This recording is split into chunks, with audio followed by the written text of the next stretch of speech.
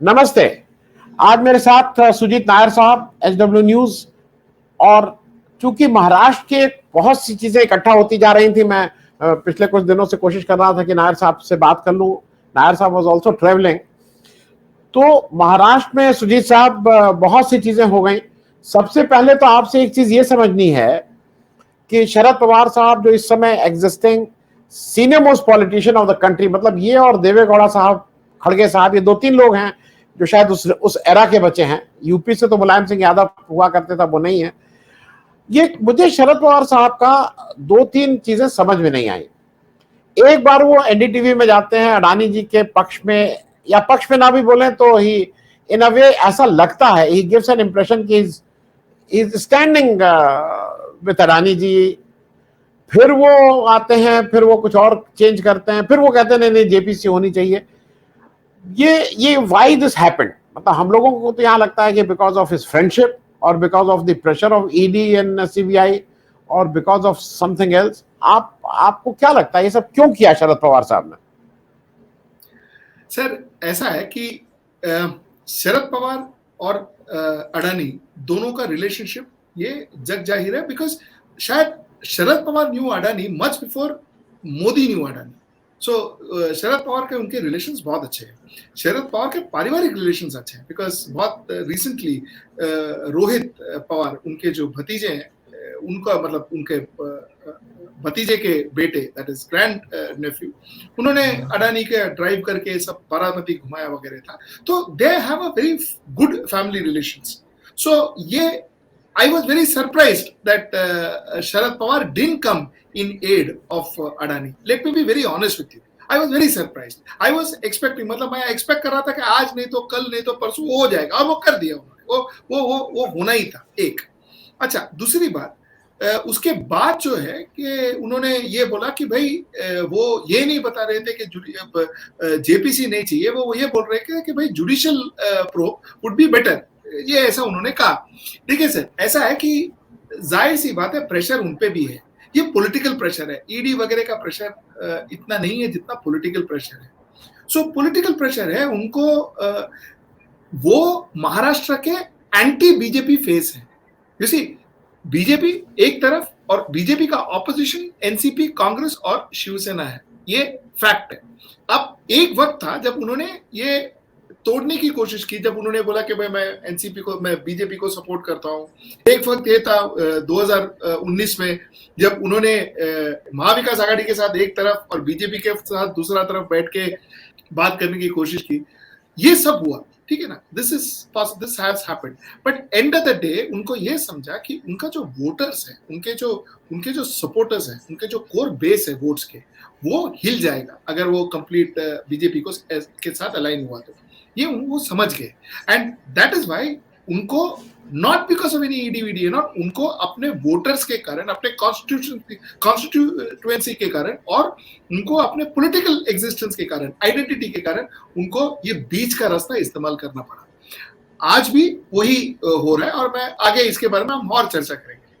जी नहीं, मैं इसलिए ये बात कह रहा हूं कि उसी, ये सब जब चल रहा था उसी बीच नीतीश कुमार जी एक्टिवली आ गए, और नीतीश कुमार जी ने शायद वो रोल किया जो वी वर एक्सपेक्टिंग टू, मतलब शरद पवार साहब वो रोल करेंगे। Nitish Kumar took on him कि भाई ये जो 6 लोग हैं वो are not very comfortable with Congress, मैं उनसे बात करूंगा। और आपको, हम लोगों को यहाँ पे बैठ के ऐसा लगा कि शरद पवार साहब, who was till now seen as the main anchor of the opposition unity, वो पॉलिटिकल वेट थोड़ा उन्होंने लूज किया है बिकॉज ऑफ दिस इंसिडेंट, ऐसा हम लोगों को लगता है। सर, मैं एक बात बोलूं, पवार नीति, Pawar politics is very different to what regular politics is. ये पहली बात, ये पहला अंडरस्टैंडिंग है। सो आप पवार पॉलिटिक्स को रेगुलर पॉलिटिक्स से कंपेयर ही नहीं कर सकते। पॉइंट नंबर 1, सी, पवार साहब कोई भी डोर को क्लोज नहीं करते। पवार साहब के पॉलिटिक्स में ऑप्शंस ये बहुत इंपॉर्टेंट फैक्टर है, क्योंकि वो हर एक डोर को ओपन रखते हैं ताकि उनके पास हर एक ऑप्शन हो। पवार साहब का दुश्मन कोई भी नहीं है ये वर्ल्ड में। ना उनका दुश्मन कभी भारतीय जनता पार्टी था, ना एल के अडवाणी था, ना मोदी है, ना मुलायम सिंह यादव था, ना अर्स्टवाइल अपने करुणानिधि थे या अभी के स्टालिन हैं, उनका कोई भी दुश्मन नहीं है, उनका सब दोस्त है। मायावती भी दोस्त है, ममता बनर्जी भी दोस्त है। और एक जमाने में मैंने लाइक आई सेड साउथ में भी सब उनके ही दोस्त हैं। सो जयललिता भी उनके दोस्त, everybody is his friend. You see, the point is he never keeps his options, his door closed. तो actually देखने जाए तो पवार साहब is doing what is predicted to be, what he normally does. उन्होंने अपना ऑप्शंस ओपन रखा है, उनको नहीं ज्वाइन करना है, उनको नहीं फ्लैग बनना है ऑपोजिशन यूनिटी का, क्योंकि अगर ऑपोजिशन यूनिटी का फ्लैग वो बन गए तो उन्होंने एक साइड ले लिया है, फिर वो साइड में उनको कायम रहना पड़ेगा। वो साइड अगर उन्होंने ले लिया है, आगे चल के अगर उनको कल उनको ये उनके बेनिफिट के लिए अगर भारतीय जनता पार्टी के साथ एक युति करना पड़े तो वो नहीं कर पाएंगे। वो ये ऑप्शन क्यों बंद करेंगे वो? तो अगर आपको याद होगा, एक एक एक एक साल पहले एक बड़ा रूमर आया था कि वो यूपीए के कन्वेयर बनने वाले हैं, यूपीए के चेयरमैन बनने वाले हैं और वो कंप्लीट यूपीए उनके अंडर यूनाइट होगा। मैंने तभी भी आपके ही चैनल में बोला था कि ये नहीं होने वाला है, क्योंकि it is not Sharad Pawar. Sharad Pawar का ये नेचर है नहीं, क्योंकि अगर यूपीए का उन्होंने चेयरमैन बन दिया तो उन्होंने अपना अलायंस विद बीजेपी का रास्ता कभी भी क्लोज कर दिया, वो नहीं करेंगे। सो while Sharad Pawar today is maintaining status को, बट एक चीज आप समझे कि वो कोई भी ना किसी के साथ ज्यादा क्लोज जाएंगे ना किसी से ज्यादा दूर जाएंगे, वो अपना मेंटेन करेंगे, अपना ऑप्शंस ओपन करेंगे। और कोई भी पॉलिटिकल स्टैंड्स आज भी और कल भी महाराष्ट्र में होता है, ये वही आप वो इक्वेशन को मद्देनजर रखते हुए आप उसको वो प्रिज्म से आप व्यू करें तो आपको ये पॉलिटिक्स और क्लियरर दिखेगा महाराष्ट्र में। ओके ओके, एक चीज सुजीत साहब और हो रही है, मतलब बाहर से ऐसा लग रहा था एक समय कि एनसीपी में there is going to be a split, फिर बीच में आया कि नहीं कांग्रेस में स्प्लिट होने वाला है, फिर ये हुआ क्या था कि नहीं why I am asking is कि अब एवरीथिंग इज ओके। शरद पवार साहब ने भी आके स्टेटमेंट दे दिया कि नहीं यहाँ कोई इस तरह की बात नहीं है, अजीत पवार साहब भी यही बात कह रहे हैं। हालांकि सुप्रिया सुले ने सुबह कहा था कि नहीं वो दो बड़े न्यूज आने वाली हैं। ये क्या हो रहा है, मतलब is everything is okay now कि अभी भी स्प्लिट के चांसेस हैं? देखिए सर, मेरा कल के एडिटर में मैंने ये बोला था, ठीक है सर, एनसीपी स्प्लिट नहीं होगा। अच्छा, उसका मतलब ये नहीं कि शायद अजित पवार बाहर जाकर के बीजेपी को सपोर्ट कर सकता है, उसका मतलब ये नहीं है। पर मैं वापस बोल रहा हूँ, एनसीपी में स्प्लिट नहीं होगा। मेरा कहने का मतलब है एनसीपी में सिर्फ एक ही लीडर है और एनसीपी ये यूनाइटेड एक फ्रंट है, और वो यूनाइटेड फ्रंट जो है वो एक लीडर के अंडर काम करता है। स्प्लिट कब होता है सर? जब दो लीडर्स आमने सामने आते हैं, तब जाकर के स्प्लिट होता है। ओके, जब एक लीडर के पास उतना ताकत होता है कि वो अपना कॉन्स्टिट्यूएंसी या वो महाराष्ट्र के एक सर्टेन अमाउंट ऑफ कॉन्स्टिट्यूएंसीज, एक सर्टेन अमाउंट ऑफ पॉपुलैरिटी हो और एक सर्टेन अमाउंट ऑफ एमएलएज हो, तब जाके पार्टी स्प्लिट होता है। जैसे शिंदे ने किया था शिवसेना को, बिकॉज शिंदे का एक वक्त ऐसा था और ये क्लियर था, एक वक्त ऐसा था कि शिंदे का क्लाउड जो है अमंग्स एमएलएज वो उद्धव ठाकरे से ज्यादा हो रहा था, बिकॉज वो एमएलएज को ज्यादा मिल रहे थे, वो एमएलएज को एक्सेस दे रहे थे अपने, तो वो हुआ। एनसीपी में ऐसा कुछ नहीं होने वाला। तो अगर कल अजित पवार स्प्लिट करके वो भारतीय जनता पार्टी के साथ अलाइन किए तो ये क्लियर है कि ये बिना शरद पवार के आशीर्वाद से ये नहीं होने वाला। Sharad Pawar will bless for it. जब 2019 में हुआ था सर, तभी भी हमने ये बोला था कि ये कहीं ना कहीं ये शरद पवार के ब्लेसिंग से ही हो रहा है। तब of course it was scene differently, but एक डेढ़ साल के बाद यही लोगों ने बात करने चालू की कि Sharad Pawar was part of this. So मैं आज भी यहाँ बैठ के ये बोल रहा हूँ, मैं आपको एश्योरेंस दे रहा हूँ मेरे तरफ से, मुझे जो अंडरस्टैंडिंग है कि ये जो स्प्लिट है वो बिना शरद पवार के ब्लेसिंग्स के नहीं होगा। ये जो अगर एनसीपी का एक एमएलए जाके उनको ज्वाइन किया, ये कहीं ना कहीं शरद पवार के ब्लेसिंग्स और उनके कंसेंट के सिवा ये नहीं होने वाला। एनसीपी स्प्लिट नहीं होगा, किसी में ताकत नहीं है एनसीपी के अंदर स्प्लिट करने की। जी जी, लेकिन ऑन द अदर हैंड अब एक रिवर्स भी चलने लगा है। After Karnataka things happening, Jagdish Shettar joining, अब एक, क्योंकि ये तो सब र्यूमर वाली बात है ना, ये व्हाट्सएप यूनिवर्सिटी सुबह सुबह दे प्रोड्यूस समथिंग। अब हो रहा है कि नहीं बीजेपी में भी दिक्कत शुरू हो गई है, and now people are telling कि नहीं वो शिवसेना शिंदे में Nitin Gadkari is not pulling on very well. ये सारी बातें हो रही बीजेपी की। How is the health of BJP in Maharashtra? See to the best of my understanding BJP is intact. BJP का जो इंटरनल प्रॉब्लम्स है वो है, जैसे कि Pankaja Munde had a problem with Devendra Fadnavis, वो पहले भी था, आज भी है, कल भी रहेगा, वो कोई इशू नहीं है, वो चलते रहेगा। ओके, इंटरनली काफी सारे प्रॉब्लम्स है बीजेपी में, ऐसा नहीं है कि बीजेपी में सब क्लीन है, बट बीजेपी से स्प्लिट होके महाराष्ट्र में, महाराष्ट्र की बात कर रहा हूं मैं, महाराष्ट्र में बीजेपी से स्प्लिट होके कोई और पार्टी में जाना, ये मुझे बहुत कम दिख रहा है। मुझे नहीं लगता ये कुछ ऐसा होने वाला है। People who are with BJP will stick to BJP. उसके कारण एक नहीं अनेक है, जिसको हम कभी किसी और इसमें डिस्कस करेंगे, लेकिन the point is BJP split नहीं होगा। हाँ, as far as Shinde and as far as BJP is concern, देखिए सर, ये मेरा पर्सनल व्यू है। शिंदे गट जिसको बोलते हैं, शिंदे नेता शिवसेना जिसको बोलते हैं, या शिवसेना ओरिजिनली अभी तो शिंदे के पास है according to the election commission, ये शिवसेना कोई ऑर्गेनाइज्ड पार्टी नहीं है सर। ये शिवसेना एक यहाँ से एक वहां से एक यहाँ से, ठीक है आप आओ, ये आओ, इसको आप ये दोगे, इसको मैं ये देता हूँ, आपको मैं ये देता हूँ, आपको मैं वो बना देता हूँ, वैसा जुड़ा हुआ ये पार्टी है। ये पार्टी कोई आइडियोलॉजी के बेसिस पे या कोई मूवमेंट के बेसिस पे या कोई एक ऑब्जेक्टिव के बेसिस पे फॉर्म नहीं हुआ। ये पार्टी जब एक पार्टी के आइडियोलॉजी के बेसिस पे फॉर्म नहीं हुआ, एक मूवमेंट के बेसिस पे फॉर्म नहीं हुआ है, प्योरली एक कन्वीनियंस के बेस पे फॉर्म हुआ है। अब आप ही सोचो ये पार्टी कितना टिकेगा या कितना स्ट्रांग रहेगा, टिकेगा नहीं टिकेगा, मैं कोई भविष्यवाणी नहीं करना चाहता, लेकिन ये पार्टी स्ट्रांग कितना होगा end of the day, because political party का एक बेसिस नींव होता है ना सर, वो नींव ही अगर नहीं है तो फिर ये पार्टी कितना स्ट्रांग होगा। तो इसका एक ना शिंदे का पार्टी का ये प्रॉब्लम। जी जी, मैं सुजीत साहब एक डेवलपमेंट और हुआ है एंड इट इज इम्पोर्टेंट। अभी तक कांग्रेस उद्धव ठाकरे वाले मतलब जो शिवसेना था उससे कांग्रेस थ्रू शरद पवार डील करती थी, द वाया मीडिया और शरद पवार। पहली बार ऐसा हुआ कि राहुल गांधी के जो सबसे विश्वसनीय आदमी केसी Venugopal, he goes directly talk to the top leadership of Shiv Sena, मतलब उद्धव ठाकरे साहब से, और जैसा अभी बात चल रही है कि नाउ अगले आने वाले समय में शायद राहुल गांधी और उद्धव ठाकरे 1-to-1 भी मिलेंगे, कुछ सोनिया गांधी उनका भी कुछ मीटिंग होने वाली है। ये क्या इक्वेशन थोड़ी सी चेंज हो रही है और एमवी और स्ट्रांग हो रहा है if the communication is direct? Sir ये मैं 2-3 मिनट लेके एक्सप्लेन करूंगा। Sir, till 1990s, early 2000, there were two leaders in Maharashtra. In fact, early 1990s, my apologies, there were 3 leaders in Maharashtra. One is Balasaheb Thackeray, Shiva Sena. Second थे Sharad Pawar NCP, और third थे, और एक जमाने में शरद पवार कांग्रेस थे, but third थे विलासराव देशमुख कांग्रेस। ऐसे 3 लीडर्स थे।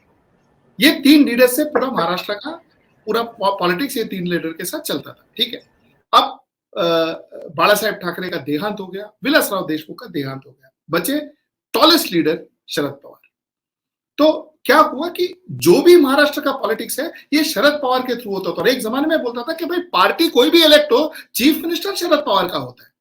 तो ये एक नॉर्मल सेइंग था महाराष्ट्र में, ठीक है। अब हुआ 2014 में हमने भारतीय जनता पार्टी का अपसर्ज देखा महाराष्ट्र में। जब भारतीय जनता पार्टी का अपसर्ज देखा, to a certain extent Devendra Fadnavis एक लीडर करके उभर के आया। The Bharatiya Janata party was bigger than Devendra Fadnavis, is bigger than Devendra Fadnavis even today in Maharashtra. आज भी भारतीय जनता पार्टी इज बिगर। लेकिन अब इशू ये हुआ है कि आफ्टर 2000 जो अभी का जो 2022 में हुआ, उसके बाद टेक्निकली स्पीकिंग एक बहुत इंटरेस्टिंग बात हुआ, बिकॉज पॉसिबली उद्धव ठाकरे का ये वर्स्ट टाइम था, बिकॉज उनके हाथ से उनका पार्टी छिन गया, उनके हाथ से उनका मुख्यमंत्री पद छिन गया, उनके हाथ से उनका पार्टी छिन गया, सिंबल छिन गया, उनके पिताजी का पार्टी। लेकिन ये एक साल में जो पॉपुलैरिटी उद्धव ठाकरे का बढ़ा है महाराष्ट्र में, ये अनप्रेसिडेंटेड है सर। ये अनप्रेसिडेंटेड पॉपुलैरिटी है, बिकॉज महाराष्ट्र जो है वो उनको सिंपैथी, ट्रेमेंडस अमाउंट ऑफ सिंपैथी है उद्धव ठाकरे के प्रति, क्योंकि उन्होंने अपना सिंपल, अपने पिताजी का सिंपल लूज किया, अपने पिताजी का पार्टी लूज किया, क्योंकि वो शिवसेना मतलब बाला साहेब ठाकरे, ये सिंपैथी उन्होंने गेन किया है। So all of a sudden Maharashtra का पूरा जो ये है वो चेंज हुआ है। आज अगर एक सिंगल फेस है महाराष्ट्र में, एक पॉपुलर लीडर है महाराष्ट्र में, एक लीडर है जिसके पीछे लोग हैं, वो उद्धव ठाकरे है। और बिलीव मी, उद्धव ठाकरे के पास आज पार्टी कहाँ है? उद्धव सेना जो भी आप बोलोगे, लेकिन पार्टी तो नहीं है ना, पार्टी गई उनके यहाँ से, लेकिन वो एज ए लीडर खड़े हैं। अब ये एक सीन है, तो इसको आप साइड में रखते हैं। शरद पवार ने टू अ सर्टेन एक्सटेंट बहुत मनमानी की है पॉलिटिक्स में, जिसको चाहे सपोर्ट कर लिया, जिसको पास ले लिया, जब चाहे दूध भगा दिया, जब चाहे जिसको कर लिया, तो उन्होंने बहुत मनमानी किया है कांग्रेस में, महाराष्ट्र में। अब वक्त आ गया है कि पार्टीज भी उनको उतना कुछ, मतलब पार्टीज भी थोड़ा वेरी है पवार साहब के प्रति, मतलब कोई आंख बंद करके उनको बिलीव नहीं करता। एक जमाने में जैसे कांग्रेस का किया करता था कि जो भी पवार बोले वो सही था, बिकॉज एक वक्त ऐसा था कि कांग्रेस जो भी पवार बोले वो इट वाज टू एग्री। अब कांग्रेस को ये नेसेसरी है कि वो महाराष्ट्र का जो एक पॉपुलर लीडर है जो उनके तरफ है, उद्धव ठाकरे, उनको उनके साथ आए, तो वो कांग्रेस कर रही है अभी। और सबसे बड़ा इसका श्रेय जाता है संजय राउत और राहुल गांधी के रिलेशनशिप में। संजय राउत और राहुल गांधी का रिलेशनशिप बहुत स्ट्रांग हुआ है, और ये रिलेशनशिप के चलते आप जो देख रहे हैं केसी, एक्चुअली राहुल गांधी आने वाले थे, कोई काम के कारण राहुल गांधी आ नहीं पाए, तो केसी वेणुगोपाल को उन्होंने भेजा। तो राहुल गांधी, तो ये जो रिलेशनशिप आप देख रहे हैं, ये दो रीजन से, एक बिकॉज पहली बात तो सबसे टॉलेस्ट लीडर, जैसा मैंने आपको बोला, the tallest leader today in Maharashtra to my mind is Uddhav Thackeray. तो कांग्रेस को जरूरी है कि उद्धव ठाकरे के साथ लोग अच्छे रिलेशन मेंटेन करें। दूसरी बात, उद्धव ठाकरे को भी ये चाहिए कि अभी डायरेक्टली कांग्रेस से बात करें, ना कि वाया मीडिया, बिकॉज सब लोग वेरी है एनसीपी का स्टैंड से। तो ये है उसका एक्चुअल एक्सप्लेनेशन। ओके, मैं एक ट्रेजेडी हुई, मैं उसके बारे में भी थोड़ी बात कर लूं।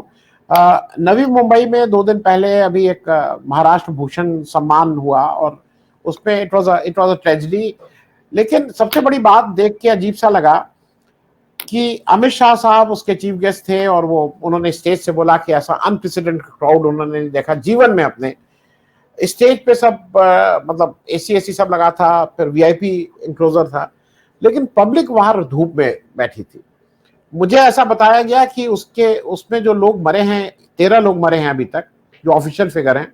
मुख्य कारण यह है कि वहां पे व्यवस्था खराब थी, द अरेंजमेंट्स वर पुअर, पानी नहीं मिल रहा था इत्यादि।